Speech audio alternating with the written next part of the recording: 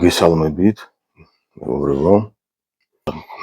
მინდა გაგიზიაროთ ჩემი შეხედულება სიყვარული, სათქრება სიყვარული და რა არის ჭკვიანობა, საიდან მოდის მიზეზები განვიხილოთ, დამნაშავეებს და ბრალდებულებს და ბრალეულებს არ ვეძებთ, უბრალოდ მიზეზობრიობა განვიხილოთ ამ ყველაფრის. მინდა ვთქვა, რომ ძალიან ბევრი კარგი ფსიქოლოგი და კარგი ადამიანი საუბრობს წყვილთა შორის ურთიერთობაზე და ასე შემდეგ, არ ვერევი ამ კომპეტენციაში. უბრალოდ ამ მიმართებით ჩემი შეხედულება და ჩემი გამოცდილება, ჩემი მოსაზრება მინდა გაგიზიარო და გამოადგება უფრო მეტად ალბათ მამაკაცებისთვის არის ეს ვიდეო. ორივე სქესს გამოადგება, ქალსაც და კაცსაც საერთოდ ვცდილობ ხოლმე ესეთი ვიდეოები ჩავწერო, მაგრამ ამ შემთხვევაში ჩემი აზრით უფრო მამაკაცებს გამოადგება და ალბათ უფრო მეტად მოეთხოვება კიდევაც საერთოდ რაღაც საკითხები შეიძლება ქალს მოეთხოვება, ქალს და კაცს შორის ურთიერთობებში და რაღაც საკითხები უფრო მეტად კაცს მოეთხოვება. ეს არ არის გამოწვეული იმით, რომ ვიღაცა უფრო მეტი ან ნაკლებია, უბრალოდ არის რაღაც ასპექტები, რომელიც ქალს უბრალოდ არ შეუძლია. ისევე როგორც კაცს არ შეუძლია ის, რაც ქალს შეუძლია. სხვადასხვანაირად არის ხოლმე ძირითადად გადანაწილებული გარკვეული რაღაც მოვალეობები და ფუნქციები პირად ურთიერთობებში. პირადი ურთიერთობების ხომ ამბობ და არა რაღაც ოჯახურ საქმიანობაში და ასე შემდეგ. ეს ყველა შემთხვევაში იმ წყვილების საქმეა, ვინ როგორ რა ვალდებულებას აიღებს მის თავზე და რა ფუნქციას და მე ვსაუბრობ ურთიერთობებში როგორც ეგზისტენციური მნიშვნელობის მქონე ფუნქციები. რას გულისხმობ, ახლა მოდით ესე განვიხილოთ. დავიწყოთ აი ეგრეთ წოდებული კეთილის და ბოროტის შეცნობის ხიდან და ეს ვიდრე კეთილის და ბოროტის შეცნობის ხი გახდებოდა, ხო? ანუ ეს ვიდრე ესეთი ფორმულირება ამ გამოსახულებას, რასაც ჩვენ ედემის ბაღში მყოფ კეთილის და ბოროტის შეცნობის ხეს ვეძახით, მანამდე ამას აქვს ესეთი განმარტება. ეს არის სიცოცხლის ხეზე დახვეული გველი, ანუ ინფორმაცია. ანუ არსებობს სიცოცხლე როგორც ორგანული, ონტოლოგიური ორგანიკა, ბიოლოგიური ორგანული საწყისი, რომელიც ბუნებიდან მომდინარეობს და არსებობს კიდევ ახლა ხეზე ხო შეიძლება ბევრი სხვადასხვა ცხოველი წიჯდეს და ფრინველი თუ ასე შემდეგ, ხო? მაგრამ ამ შემთხვევაში კონკრეტულად გველია დახვეული, იმიტომ რომ გველი არის ინფორმაციული სპირალი, აი ეს მექანიზმი, აი ეს ინფორმაციული სპირალი, რომელიც სიცოცხლის ხეზეა დახვეული. ამ საკითხს ცოტა სხვა ასპექტით შევეხები, რომ უფრო გასაგები იყოს ის მიზეზობრივი კავშირები ჩვენ ცხოვრებაში, რომელიც ხდება, მაგრამ ამ შემთხვევაში საჭიროა ეს განვიხილოთ როგორც, ანუ კეთილის და ბოროტის შეცნობის ხემდე, როგორც სიცოცხლის ხეზე დახვეული ინფორმაციული სპირალი. ამ ინფორმაციულმა სპირალმა აირჩია ქალი როგორც საკუთარი თავის გადამტანი, ანუ როგორც ინფორმაციის გადატანისთვის არჩეულ იქნა ქალი როგორც სიცოცხლის უნარიანი, უფრო მეტად რესურსული არსება. ქალი კაცზე მეტად რესურსულია სიცოცხლის უნარიანობის მხრივ. ეს არ ნიშნავს იმას, რომ ქალი უფრო მეტად ძლიერია კაცზე, ან უფრო მეტად ჭკვიანია კაცზე და ასე შემდეგ. ქალბატონები ამ ხრივ შეცდომას უშვებენ ხოლმე, ანუ მესაკუთრეობის და ეჭვიანობა საიდან მომდინარეობს და მესაკუთრეობის განცდა საიდან მომდინარეობს, ამაზე ვისაუბროთ ახლა და მიზეზებზე ვსაუბროთ. არაცნობიერად ეს იცის ქალმა. არაცნობიერად იცის ქალმა. გველი ხო ევასთან მივიდა. მერე ევამ თითქოს და შეა. ანუ ჯერ გველმა ევა შეაცდინა, მერე ევამ ადამი შეაცდინა და აი ეს გამროდებული ინფორმაცია ესე მოდის ადამიანებამდე და ეს შემდგომ იწვევს ეს ფუნდამენტში დევს ეს რაღაცები და შემდგომ უკვე მთელი რიგი გართულებები აქედან მომდინარეობს. შეაცდინა და ეგეთი ტერმინები საერთოდ არის ბრალეულობის გამომწვევი, პასუხისმგებლობის გადატანაზე მიმართული. არ გავდივართ არსად, ვჩებით საკუთარ თავში და ვსაუბრობთ ისე. რაღაც სხვისკენ გაშვერას ვანებებთ თავს და ვსაუბრობთ საკუთარი თავიდან გამომდინარე, საკუთარ თავზე ვსაუბრობთ. ამ ინფორმაციულმა საწყისმა, ამ სპირალმა, ამ ინფორმაციამ, რომელიც შემდგომ უკვე აი ამ არასწორი ინტერპრეტაციების გამო გამრუდება გამოიწვია და მექანიკა შექმნა. ანუ მექანიკამ, აი მექანიზმმა ინფორმაციულმა რატომ აერჩია ქალი ინფორმაციის გადამტანად გასაგებია, ხო? ანუ იმიტომ რომ სიცოცხლის უნარიანი რესურსი ქალში მეტია. მაშინ მეტია ის ბიოლოგიური სიცოცხლის წარმოების შესაძლებლობები. მაგრამ ნახეთ საოცრება რაში არის. ეს თვითონ ეს ინფორმაცია, ეს გველის გამოსახულება, სიმბოლიკა, მამაკაცური საწყისი. თვითონ ინფორმაციის საწყისი მამაკაცურია. აი ეს ძალიან გასაოცარი რაღაც არის. და კიდევ ერთი რამე რომ საიდან მოდის საერთოდ ეს ინფორმაციული მექანიზმი, ეს სპირალი ინფორმაციული არ არის დადგენილი არავინისის.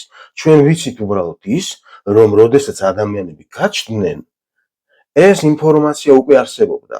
ის ხეზე უკვე იყო იმ სხვათა შორის მიქელანჯელოს ერთადერთი სადაც მას არასწორად აქვს ამ გამრუდება არის რომ ქალის და გველის გამოსახულება აქვს შეერთებული გამრუდება ეს არ შეესაბამება. გველი არის მამაკაცური საწყისის სიმბოლიკა და ინფორმაციული სპირალის სიმბოლიკა.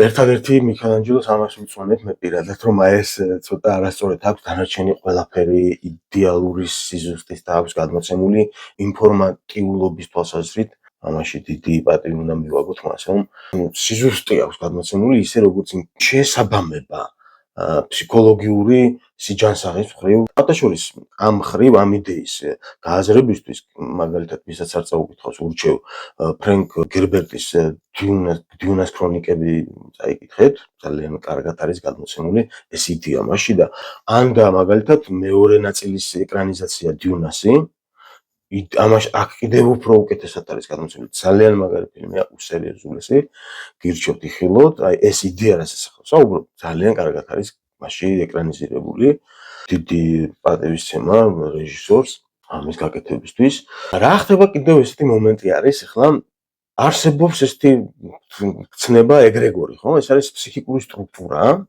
ეს მოიცავს როგორც ასე ვთქვათ იმ ინფორმაციას რომლის გამოყენებაც რაღაც ხომ სასარგებლოა, ასევე დესტრუქციულსაც.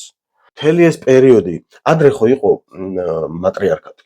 მაგრამ გაცნობიერებული ინფორმაცია ამ წყობილებების შესახებ არ გვაქვს, ხო? ანუ წაშლილია თითქოს და ეს მატერიალური ისტორიიდან, ხო? სახელმძღვანელოებში არ გვაქვს რაღაც, მაგრამ ეს ინფორმაცია შეფარული სახით ძალიან ბევრ წიგნში და ძალიან ბევრი ტიპის ტექსტში იკითხება ფილმში და იმიტომ რომ არაცნობიერშია ესენი ყველანაირი ინფორმაცია გადმოცემული ხომ არაცნობიერსაც აყოლებს თან არაცნობიერ ინფორმაციას პატრიარქატი რომ წარმოიდგინეთ ჯერ რის ხარჯზე მოხდებოდა ეს რამდენი რამე გადაკეთდებოდა როგორ უარყოფილი იქნა საერთოდ ქალის როლი ახლახანს მოიპოვა ხალმა უფლებების ამოქალაქო და არჩევანის უფლებაც არ ჰქონდა და ჩვენთანაც ერთ შემთხვევით ეს გაბრაზებული ქალების ასე ვთქვათ მთელი ეს ფსიქიკური ენერგია აი ამ ეგრეგორში არის დაგროვილი ხო და ეს ქალური სოლიდარობის ნაწილი ამას მოიცავს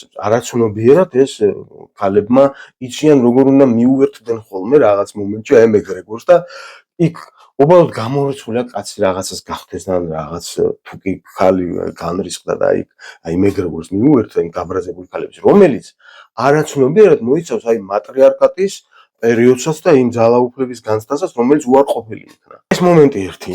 შემდგომ მეორე მომენტი ის რომ ქალი ხომ შობს და ზრდის, ქალი ზრდის იკეტება რაღაც მომენტში, არავის აღარ ენდობა რაღაც მომენტში და ზრდის მის შვილს, ხო? და იცის ზუსტად როგორი მეფეც არ უნდა გაიზარდოს შემდგომ მისი შვილი ქალმა იცის რა აქვს გადაცემული მისთვის რა აქვს მასში ჩადებული როგორ ყავს გაზრდილი და იცის ზუსტად რომ სხვა ქალებიც ესე აკეთებენ მეორე ამის გამო ძალიან ბევრი ალბათონს ებადება იმის განცდა რომ მესაკუთრეობის განცდა ებადება ძალიან ვიწრო ხაზი გადის აი ამ საზღვარი არის უხილავი ფაქტიურად და ებადება აი ამ მომენტების გამო რაც ახლა ჩამოვთვალეთ რომ თითქოს და ყველას დედა არის ერთ მომენტში რაღაც მომენტში ყველა ქალი ყველას დედა არის რა დედამიწის დედა ნუ დედამიწა მშობელია რა, ყველა ცხოველი ისე მან გააჩინა ეს ყველაფერი და ეს კრიტიკულ მომენტებში ხდება ხოლმე. ეს არ ხდება ყოველთვის. როდესაც ქალი მშვიდად არის, ის ბუნებრივად უერთდება აი ამ სამყაროსეულ ინფორმაციას. აი ამ იმ სემანტიკურ ინფორმაციას, რომელიც არ აღიქმება, ეს ენერგიაც არ არის. ხო? აი ამ ინფორმაციას და იმ სიმშვიდეს ბუნებაში სხვანაირად პოულობს. რა არის სავალდებულო ბუნებაში იყოს, შეიძლება სახლში იმყოფებოდეს ქალი, მაგრამ თუ კი კრიტიკული მომენტები არ აქვს, აი ხო, ეხლა გადავიდეთ ამაზე, რა არის ეს კრიტიკული მომენტები. მაშინ ქალბატონი სიმშვიდეს განიცდის და არანაირი მესაკუთრეობის განცდა არ აქვს მას. მის ბუნებრივ შინაარსთან იმყოფება ჰარმონიაში. ამ დროს ესეთი განცდები არ აქვს, მაგრამ ჩვენს ყოფით ცხოვრებაში, ხო, ძალიან ბევრი რამე ისე ხდება, რომ ქალბატონების, ან თუნდაც აი სახლში უამრავი რაღაც საკეთებელი და ეს ბუნებრივად ასე ჩამოყალიბდა, ხო? აი თქვა და ჭურჭლის რიცხვიდან დაწყებული რაღაც სხვადასხვა ესეთი მომენტები აქვს, შვილების გაზრდა და ესე და ამას თვითონ ქალებიც განაპირობებენ სხვათა შორის. ამას თვითონ ქალებიც ესე აკეთებენ საჭიროების და გამო რაღაც სხვა ან შეიძლება როლების გადანაწილების გამო ოჯახში, ანუ ეს ესე ჩამოყალიბდა, ისე ვიმეორებ იმ პატრიარქალური და ეხლა რაღაც ამ ყველაფრის განხილვის მიზეზობრიობაშიც ვერ შევალთ, ხო? ეს სხვა ვიდეოს, მაგრამ ეს ეჭვიანობას და მესაკუთრეობას ეძღვნება ეს ვიდეო. როდესაც ქალბატონს ესეთი რაღაც კრიტიკული მომენტები ბევრი აქვს ხოლმე, ხო? ამის კონტროლი შეუძლებელი ხდება და აი მეგრეგორს ავტომატურად უერთდება. ხო და ხდება იმხელა ფსიქიკური ენერგია ემატება ამ დროს ქალს, რომ ავტომატურად მცირდება ყველაფერი გარშემო. ავტომატურად მცირდება და ეს ძალიან ცუდი განცდა არის, რაც გულისხმობ, რომ ეს მესაკუთრეობის განცდა არ არის ბუნებრივად ადამიანისთვის საერთოდ დამახასიათებელი და კაცშიც არსებობს, რა თქმა უნდა და მაგრამ მომდინარეობს ქალისგან. აი ეს ზღაპარიც ხომ არის ოქროს თევზი მინდა რა, ანუ ქალში ჩნდება ეს აირჩია ინფორმაცია, ხალი აირჩია. მაგრამ ეს არავითარ შემთხვევაში არ ნიშნავს, რომ კაცმა უნდა გაიშვიოს ხელი. კაცს არავითარ შემთხვევაში არ ნიშნავს, რომ კაცი ვალდებული არ არის რაღაცები აუხსნას ქალს. მესაკუთრეობის განცდა, ხო? ავტომატურად იბადება ამ კრიტიკულ მომენტებში. რატომ ბედავს ამას და რაღაცა. არ არის ესე. ესე იგი, იმაზე უნდა დაფიქრდეს კაცი ამ დროს, რომ ესე იგი რაღაც ბევრი კრიტიკული მომენტები დაგროვდა. ფსიქიკური მექანიზმი სხვანაირად მოქმედებს. საერთოდ ისიც მოქმედებს, მიღებულია შენ ჩემი ხარ, მე შენი ვარ და მე შენ გეკუთვნი, შენ მე მეკუთვნი და ჩემო სიყვარულო და ჩემო რა, ანუ ძალიან არის ეს გავრცელებული და ეს არის მხოლოდ ქართული ფენომენი, საერთოდ ხმასაც კი, ანუ რაც ჩვენ რო რაღაცას ვაჟღერებთ ავტომატურად ჩვენ გვესმის, ხო, ჩვენ თავში ხო სხვები არ არის. ხო? და ვეუბნებით ამას ფაქტობრივად საკუთარ თავსაც, თუნდაც იმ მომენტში ვიღაც იყოს ადამიანი და ვეუბნებოდეთ ფიზიკურად სხვას ავტომატურად ჩვენ თავსაც ვეუბნებთ. ამიტომ შენ ჩემი ხარ, ხო? თუ კი საერთოდ რეკომენდებულია რომ არ იყოს ნახსენები, იმიტომ რომ ადამიანში მესაკუთრეობის განცდას ახორციელებს. რა არის აქ ახლა ძალიან მნიშვნელოვანი? თუ როდესაც ქალი ამას აკეთებს, ანუ ამცირებს რა, ესე ვთქვათ, ბრიდავს კაცს. ფსიქოლოგიურად ესე გამოიყურება. ამცირებს აი მესაკუთრეობის განცდის გამო შენ მაინც ჩემი ხარ და ასე შემდეგ. აი ორი მომენტი. არ შეიძლება ქალმა იფიქროს, რომ კაცზე ჭკვიანია და არ შეიძლება ქალმა იფიქროს, რომ კაცზე ძლიერია და მესაკუთრეობის განცდიდან თავისუფალი იქნება. სიყვარული ხო მოქმედებები უფრო ვიდრე ამაზე საუბრები, გრძნობები ძალიან რა თქმა უნდა, გრძნობები იწყება ხო ყველაფერი. მაგრამ ამავე დროს საჭირო არის ჩარევა, გააზრებული, გაცნობიერებული ჩარევა მოახდინოს ადამიანმა საკუთარ გრძნობებში, რომ ეს ყველაფერი დარეგულირდეს. სიყვარული მხოლოდ გრძნობები და ამაზე საუბარი არ არის. სიყვარული არის მოქმედებები 90%. 100% ხო არის გრძნობები, მაგრამ ამ 100%-დან 90% აი ესე მოწყობილი, ისევე როგორც ის მომენტი, როდესაც ინფორმაციამ ხალი აირჩია საკუთარი თავის გადამტანად და არა კაცი. მაგრამ ამავე დროს ინფორმაცია კაცური საწყისია. აი ესეთი მრავალგანზომილებიან ჭრილში არის დასანახი. და რაში არის თავარი, ხა მინდა თავარი იმამდე მივიდეთ მომენტამდე, რომ თუ კი შენ აი მესაკუთრეობის განცდა, როდესაც გამძაფრდება ქალში და აეჭვიანებს კაცს. თუ კი კაცი იწყებს ეჭვიანობას, ბიჭო, ქალის თვალში პატარავდება, ხდება რაღაც საგანივით, მისი საკუთრება ხდება, ანუ მცირდება ადამიანურობა. ქალის თვალში არაცნობია. შეიძლება სიამოვნებს, ასე ვთქვათ, ეგოისტურად რა, გაცნობიერებული ფსიქიკით. ეგოისტური მანდამაინც რაღაც ცუდი არ არის. ეგო არის, ფსიქიკა არის ეგო. ჩვენ მე არის ეგო, ხო?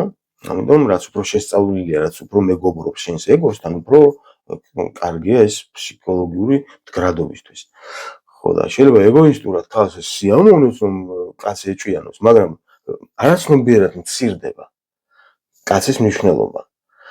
თუ არ ეჭვიანობს, მაშინ ბრალს დაგდებს ქალი, რომ ესე იგი არ გიყვარს. თუ ეჭვიანო გიყვარს რა, ანუ ეს არის გამრუდებული მექანიზმია. აფუჭებს ხოლმე ძირითადად აი სიყვარულს, ნამდვილ სიყვარულს, რასაც ქვია, გაცნობიერებულ, გააზრებულ, კარგ ჯანსაღ ურთიერთობებს და გისურვებთ ჯანმრთელობას, სიზუსტეს და კეთილდღეობას.